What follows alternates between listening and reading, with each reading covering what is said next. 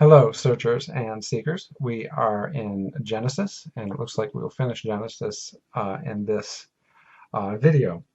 We are in chapter 36, and I'd like to call your attention to verse 31 of chapter 36. These are the kings who reigned in the land of Edom before any king reigned over the Israelites. And yet the kings are not going to be reigning in Israel for many centuries after this. So this verse was noted by ancient scholars and modern scholars as one of the reasons Moses could not have written this, because Moses did not know about the future to be kings of Israel. So unless you want to posit some sort of miraculous knowledge, this makes it very unlikely that Moses could write this.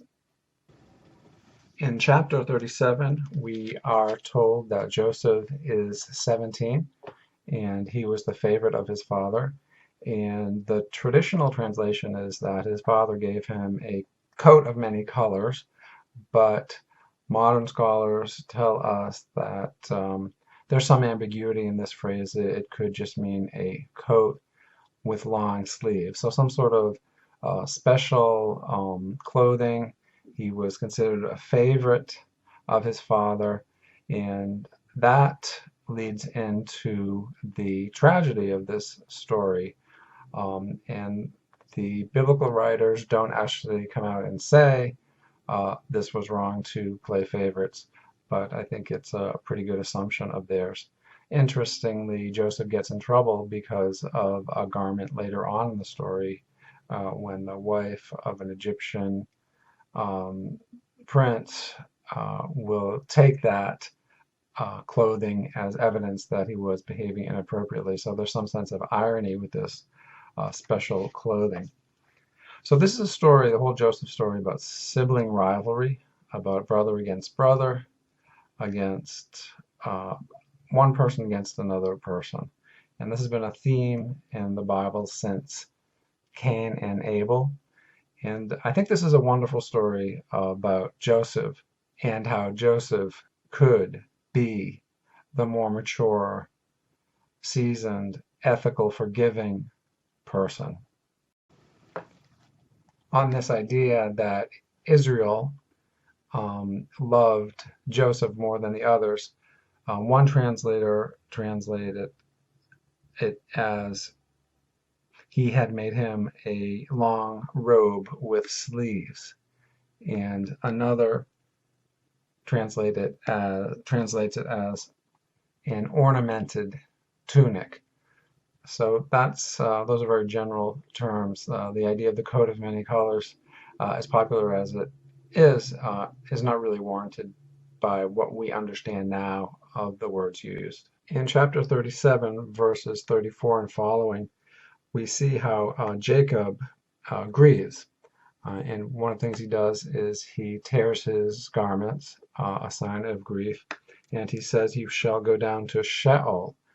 So there is something of a belief in some sort of afterlife expressed early here, a belief in Sheol, this underworld, and there's not much more that is said about that here.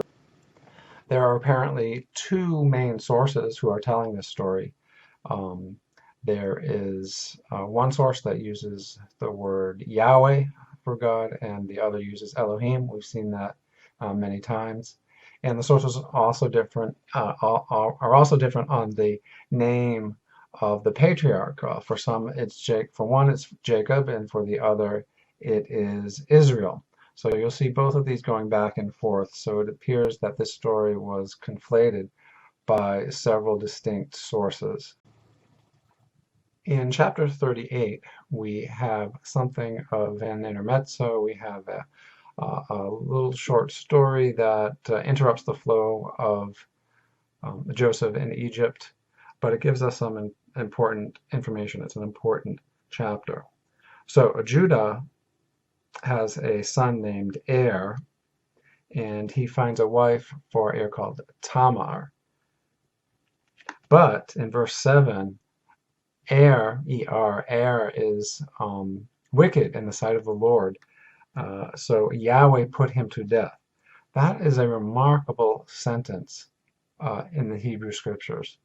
This gives you a sense, another sense of the conception of Yahweh at this time, um, that Yahweh could and would kill individual people for their wickedness.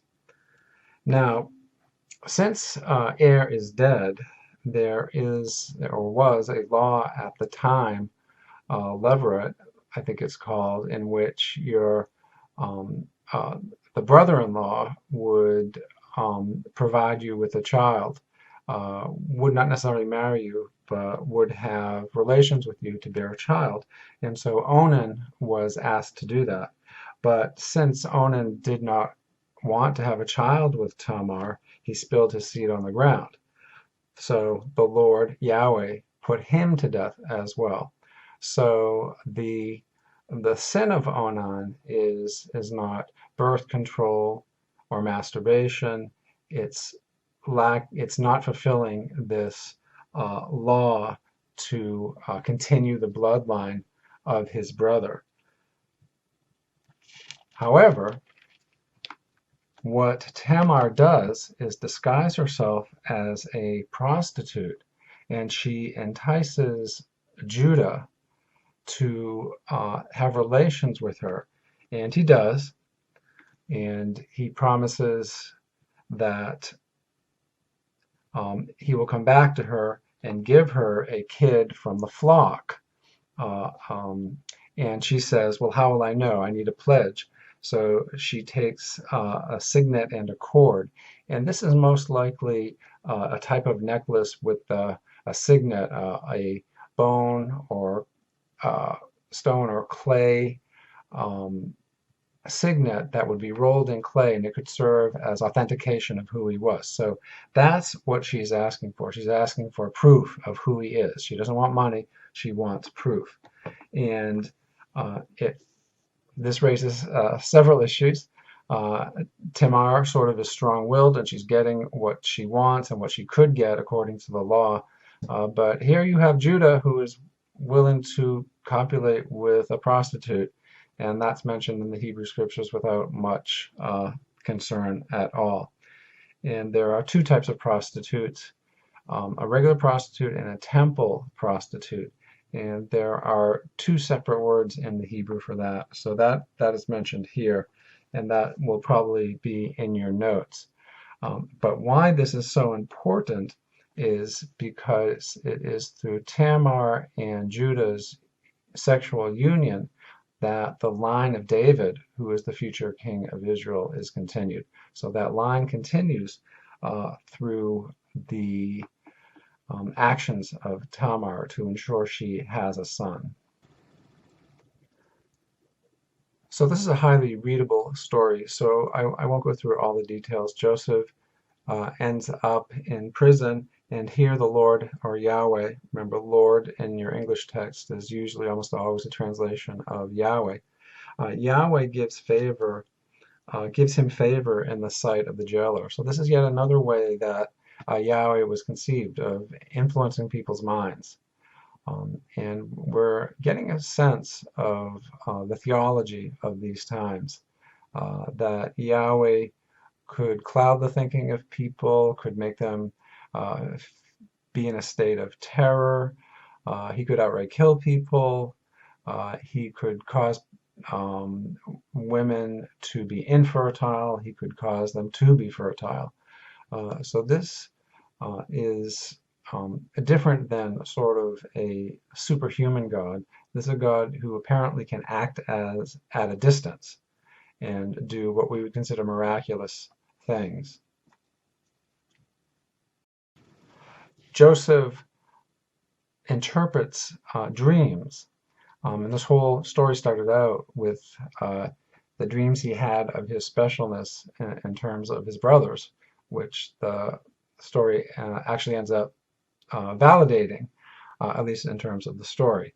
In chapter 40, we have Joseph in prison, and he interprets the dreams of Pharaoh's cupbearer and baker. So these are obviously important officials who work directly with Pharaoh, providing him and his family with food and drink. One interesting aspect of this is in verse 13, there's a play on lift up your head.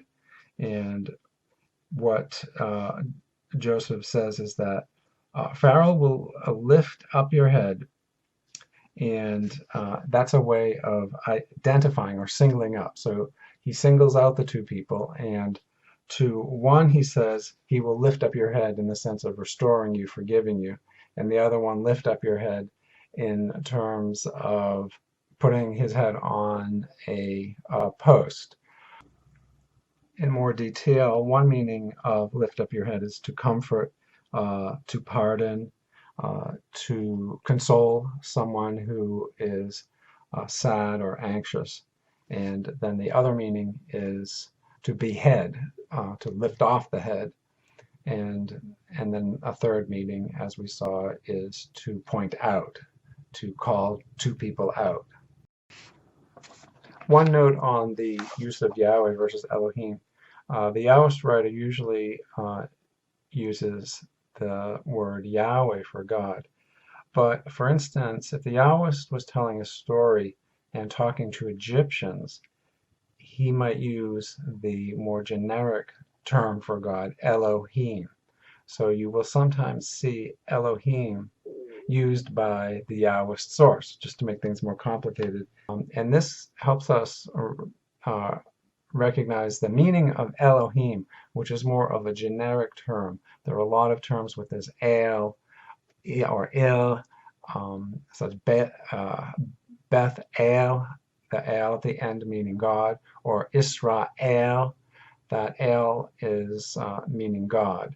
And so Elohim is a form of that.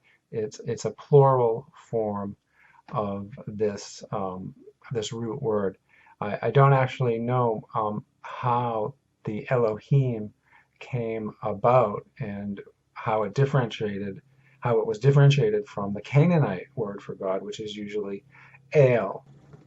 And towards the end of Genesis, chapter 50, verse 20, even though you intended to do harm to me, God intended it for good.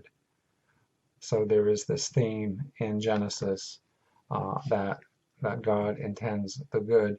And throughout Genesis, there is a theology that recognizes the difference between good and evil. God is in control of the universe, more or less. There is no duality between God and Satan, God and devil. There's not this eternal battle as there are in other religions, and God is definitely interested in the ethical behavior, the good behavior of people.